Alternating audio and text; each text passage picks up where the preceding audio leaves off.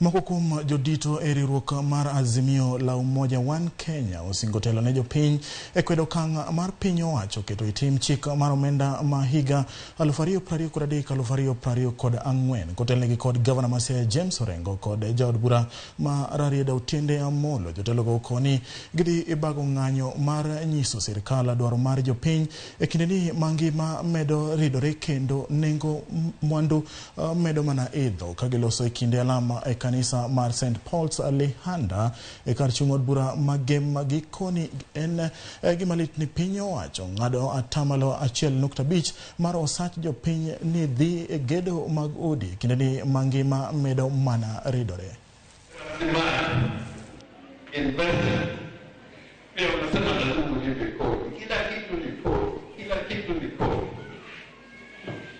Na mishahara wakubwa zinaenda juu. Kwa hivyo serikali hii si ya watu wadogo. Serikali hii ya Kenya ambayo inaongozwa na Kenya Kwanza ni watu ambapo wamehujumu uchumi ya Kenya na wanataka kuendelea kuhujumu uchumi ya Kenya. Kwa vyovyote wamehujumu uchumi ya Kenya. We want to say without fear of contradiction that Kenyans must stand up and fight for their rights.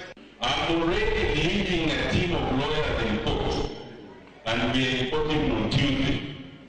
We already got temporary orders. We want to confirm them. Because if the law must take its course, then that finance bill must fall, and the prices of everything must fall.